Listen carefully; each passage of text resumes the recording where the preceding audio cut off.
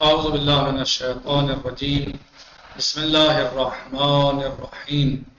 الحمد لله رب العالمين، باعث الأنبياء والمرسلين، بارئ الخلائق أجمعين، ثم الصلاة والسلام على سيد الخلق محمد وآله الطيبين الطاهرين.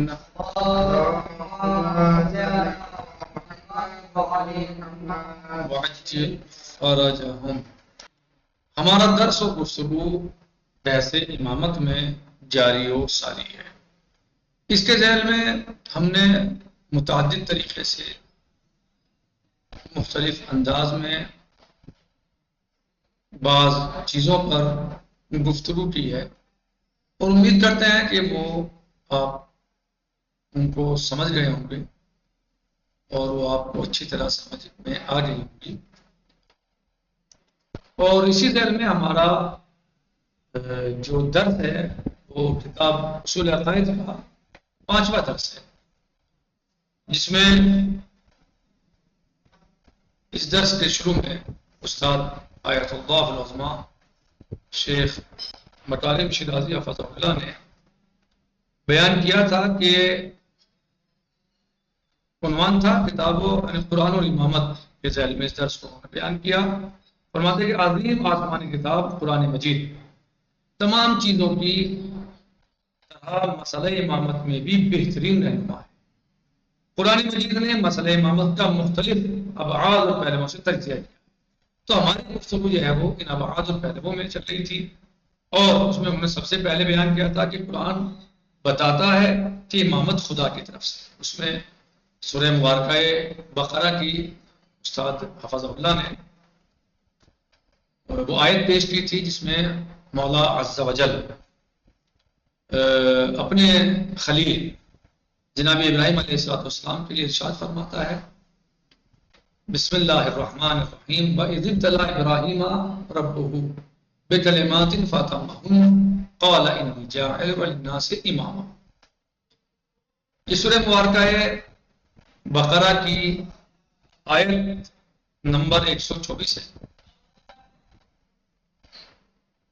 کہ جس میں اللہ عز و جل اپنے خلیل جناب ابراہیم علیہ السلام سے کے بارے میں فرماتا ہے وَإِذِ ابْتَلَىٰ إِبْرَاهِيمَ، اور جب ہم نے جب ابراہیم علیہ السلام کو ان کے رب نے آزمایا بے کلمات بعض کلمات کے ذریعے اور اس میں فَأَتَمَّهُنَّ اور وہ اس میں کامیاب ہو گئے.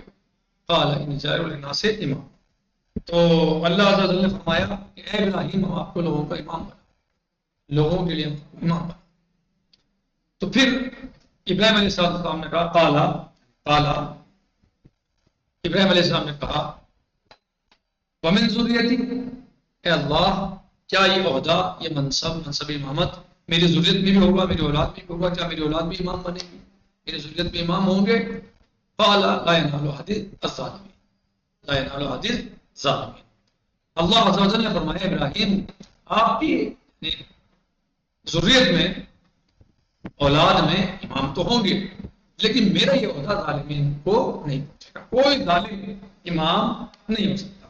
تو پہلی جو گفتگو استاد آیت اللہ العظمیٰ شیخ مکارم شیرازی حفظہ اللہ نے کی ہے وہ قرآن کریم کے ذریعے اس بات کو بتانے کی کوشش کی ہے کہ قرآن مجید جو اللہ عز و جل کی عظیم و رحم کتاب ہے اس میں اس بات کا ذکر کیا گیا ہے. مولا سبحانہ و تعالیٰ اللہ عز و جل یہ بتانا چاہتا ہے کہ دیکھو امامت ہماری طرف سے، امامت امام کا انتخاب ہم کرتے ہیں، امام کو منتخب ہم کرتے ہیں. انی جاعل للناس امام. اور پھر علیہ السلام کا سوال قال ومن ذریتی، کیا میری اولاد میں سے بھی ہوں گے امام؟ قال لا ينال عهد الظالمین، میرا یہ عہدہ ظالمین کو نہیں پہنچے گا. اس کا مطلب یہ ہے کہ امام اللہ عز و جل موجود فرماتے ہیں مقرر. اس آیت شریفہ سے بات واضح اور روشن. دوسرے استاد حفظہ اللہ نے یہ آیت شریفہ پیش کی جس میں مولا عز و جل اس طرح ارشاد فرماتے ہیں بسم اللہ الرحمن الرحیم یا ایھا الرسول بلغ ما انزل الیک من ربک وان لم تفعل فما بلغت رسالته والله یعصمک من الناس والله لا يهدي القوم الكافرین. یعنی اے میرے رسول اس پیغام کو پہنچا دے جس کا ہم تم کو حکم دے چکے ہیں، جو آپ کے اوپر آپ کے رب کی طرف سے پہلے نازل ہو چکا ہے، اس کو آپ پہنچا دیجیے۔ وَإِن لَمْ تَفْعَلْ، تکلیف دے دی آپ جو ہے، اور اگر آپ نے ایسا نہ کیا، اس کو نہ پہنچایا، فَمَا بَلَّغْتَ رِسَالَتَهُ، تو آپ نے رسالت کا کوئی کام انجام نہیں دیا۔ تو گویا کہ کوئی ایسا کام تھا، ایک ایسی اہم بات تھی، ایک ایسا اہم پیغام تھا کہ جو کہیں نہ کہیں یعنی اس بات کو بتاتا ہے کہ گویا رسالت کے ہم پر لائے گا۔ اگر آپ نے یہ نہ کیا تو گویا رسالت کا کوئی کام نہیں، یعنی آپ کے تمام رسالت کے کام ایک طرف، اور گویا اگر آپ نے یہ نہ پہنچایا تو گویا آپ نے ان میں سے کچھ نہیں پہنچایا، وہ ایک طرف۔ اور وہ کیا تھا وہ سب جانتے ہیں، روایات میں موجود ہیں، تاریخ میں موجود ہے، مفسرین نے بیان کیا ہے صحیح کہ وہ اللہ کے رسول نے پھر کیا پہنچایا۔ ایک طویل و عریض خطبے کے بعد حضرت خم کے میدان میں من کنت مولا فہذا علی مولا، جس کا میں مولا ہوں، جس کا میں حاکم ہوں، اس کا نبی پاک صلی اللہ علیہ وسلم نے اپنے جانشین کا انتخاب کیا، اپنے جانشین کو معین فرمایا، ہاں اپنے جانشین کا اعلان کیا، اپنے خلیفہ کا اعلان کیا۔ یہ تفصیل کے ساتھ ہم گزشتہ درس میں اس کو بیان کر چکے ہیں۔ تیسری جو آیت شریفہ ہے جس کو استاد شیخ مکرم شیرازی حفظہ اللہ آیت اللہ عظمہ حفظہ اللہ نے جو ہے وہ بیان کیا ہے اس درس کے میں، اور اس میں جو چیزیں وہ بیان کر رہے ہیں، جس کے ذریعے امامت کو بتا رہے ہیں اور امامت کے بارے میں بیان کر رہے ہیں۔ تیسری چیز ہے آیت اولی الامر، یعنی وہ آیت جو اولی الامر کے بارے میں گفتگو اور بحث کرتی ہے۔ یہ سورہ مبارکہ نساء کی آیت نمبر 59 یعنی 59 ہے، جس میں اللہ عز و جل ارشاد فرما رہا ہے، بسم اللہ الرحمن الرحیم، یا ایھا الذین آمنوا اطیعوا اللہ واطیعوا الرسول واولی الامر منکم، اے ایمان والو، خطاب کس سے؟ ایمان والوں سے، اے مومنین، اے مومنوں، اے ایمان والو، اللہ کی اطاعت کرو اور رسول کی اطاعت کرو، اور تم میں سے جو صاحبان امر ہیں ان کی اطاعت۔ آیہ مبارکہ کون سے سورہ مبارکہ کی ہے یہ سورہ نساء، سورہ نساء کی آیت شریفہ ہے، آیت نمبر 59۔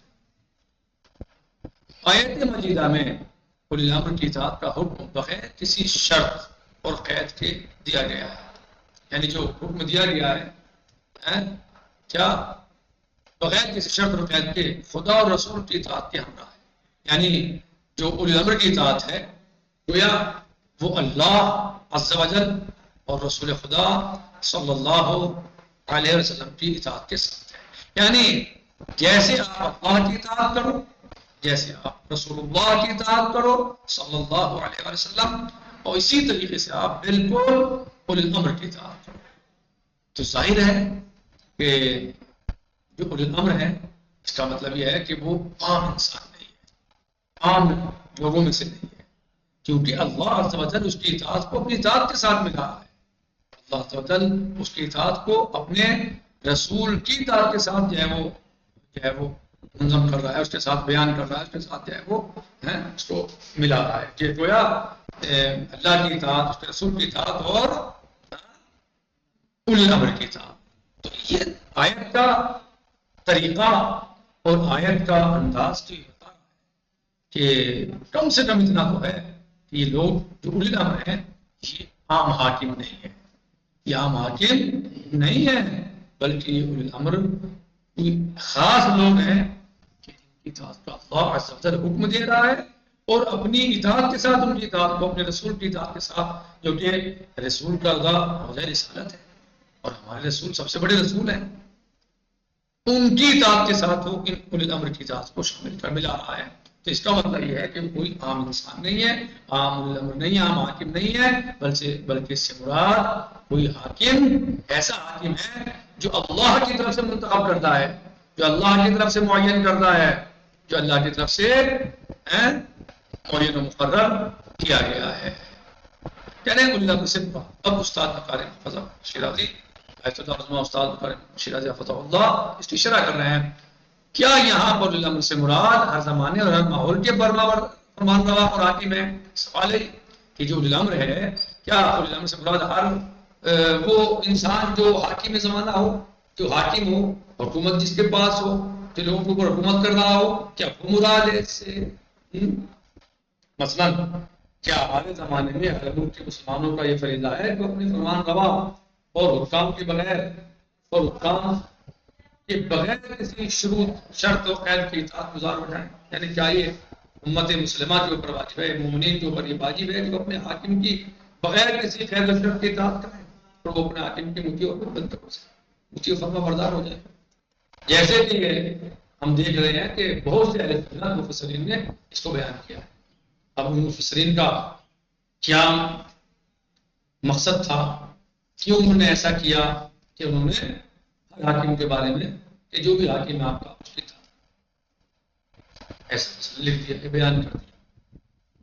کہہ رہے ہیں کہ یہ بات عقلی و منطقی اعتبار سے قطعاً قابل قبول نہیں ہے کہ آپ ہر حاکم کی اطاعت کر لیں، ہر حاکم کی اطاعت آپ کو برباد، کوئی بھی حاکم ہو آپ اس کی اطاعت کریں۔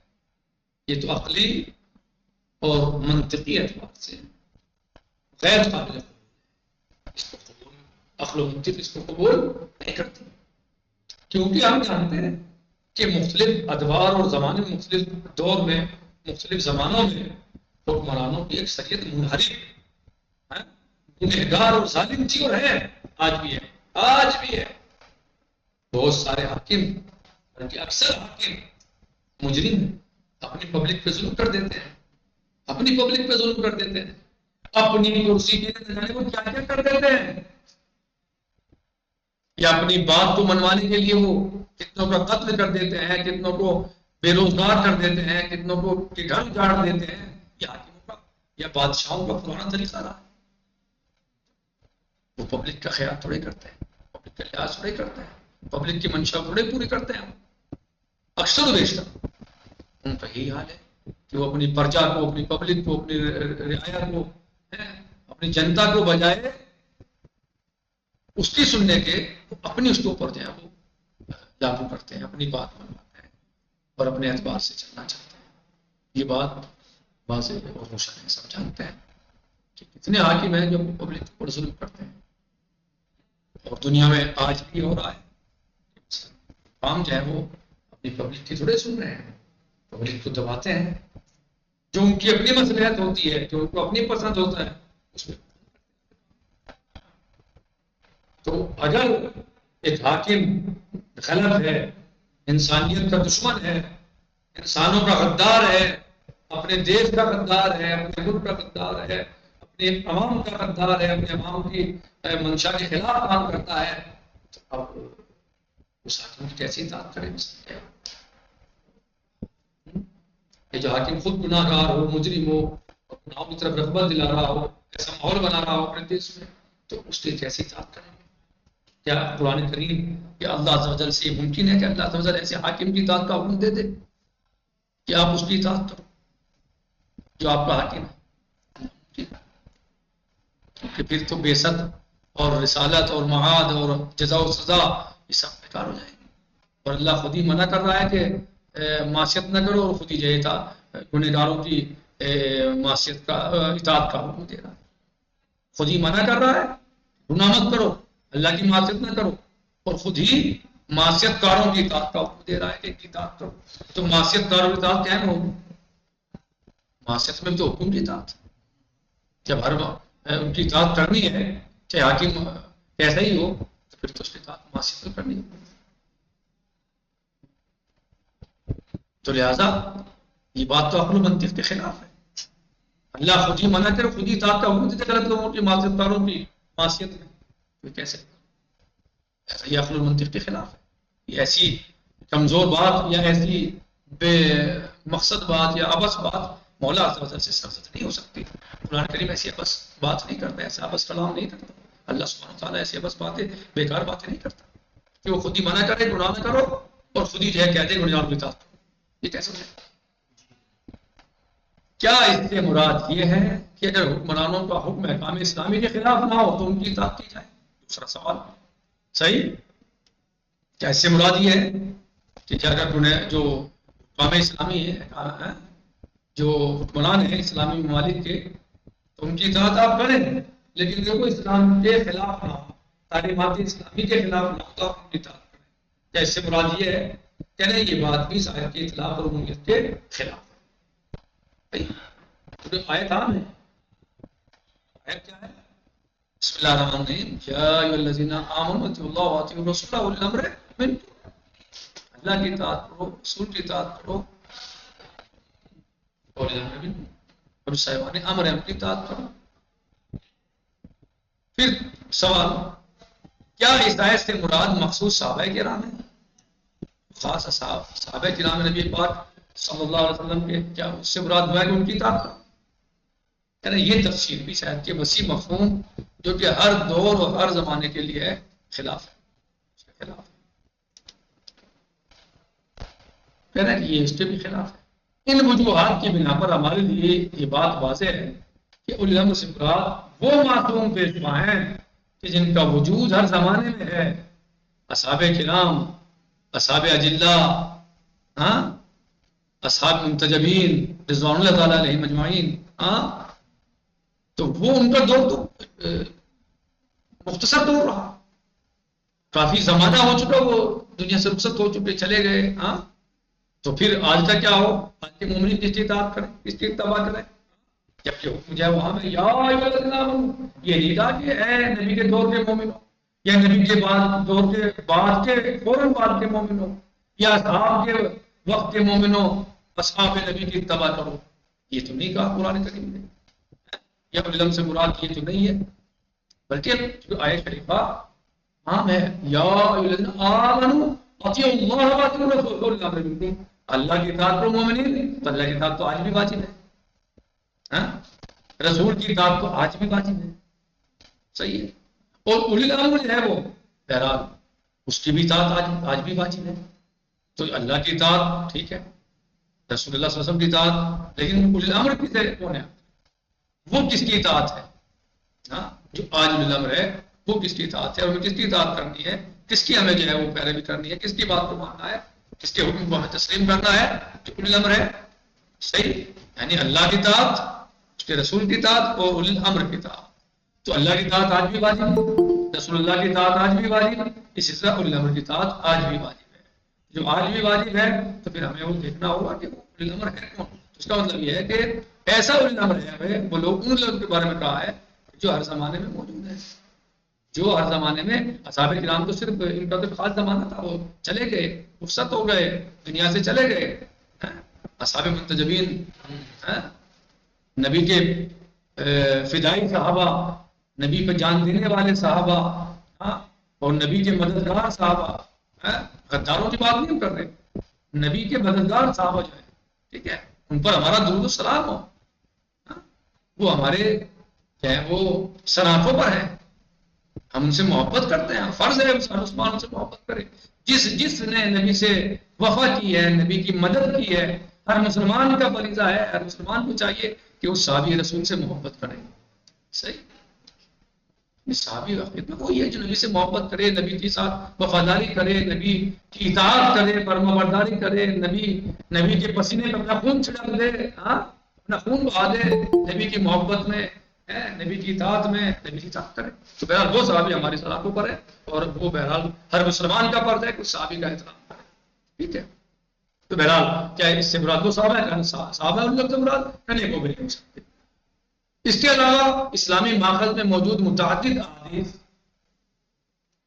کہہ رہے ہیں کہ اس کے علاوہ اسلامی ماخذ میں موجود متعدد احادیث کہ جن میں اولی الامر کی تطبیق حضرت امیر المومنین، قائد الغر المحجلین، یعصوب الدین، صراط اللہ المستقیم حضرت علی ابن ابی طالب علیہ السلام.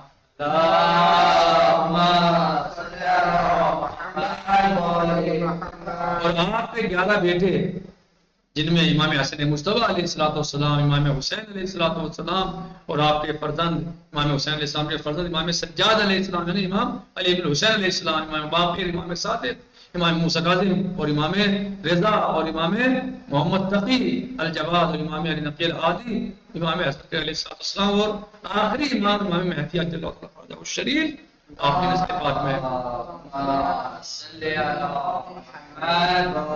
جو ائمہ معصومین علیہ السلام ہیں. یہ آیت شریفہ بہت ساری روایات اور حدیث میں ان پر تطبیق رکھتی ہے آیات کے اعتبار سے، روایت کے اعتبار سے، حدیث کے اعتبار سے اس آیت کی تطبیق جو ہے یعنی اولی الامر کی تطبیق جو ہے وہ ان ائمہ معصومین علیہ السلام پر کی گئی ہے کہ بعد نبی صلی اللہ علیہ وسلم جو اولی الامر ہیں، صاحبان امر ہیں، جو امت مسلمہ کے حاکم ہیں، امت مسلمہ کے اوپر واجب ہے کہ ان کی اطاعت اور پیروی کرے، وہ اللہ کے رسول کے خلیفہ بلافاس امیر المومنین علی بن ابی طالب علیہ السلام اور آپ کی نسل میں 11 امام، جن میں امام حسن مجتبی علیہ السلام، امام حسین علیہ السلام اور آخر میں امام حضرت محمد مہدی عجل اللہ تعالیٰ فرجہ الشریف موجود ہے۔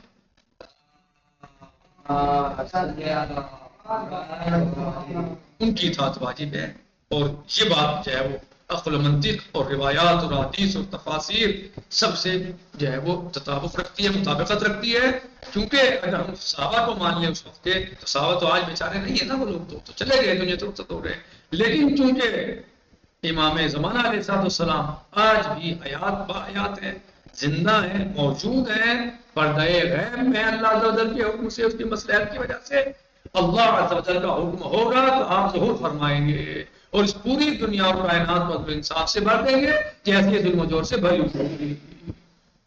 اللہ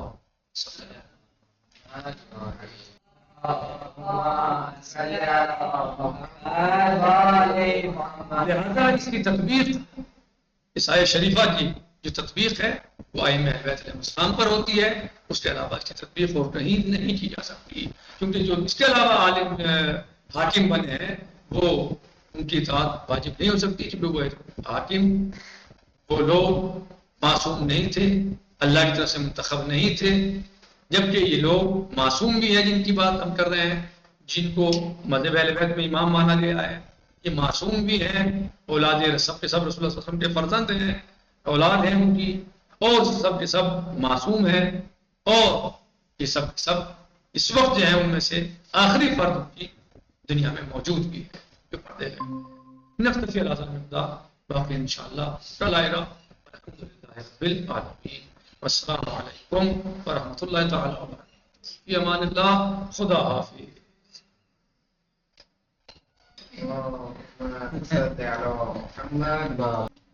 فی امان اللہ، خدا حافظ۔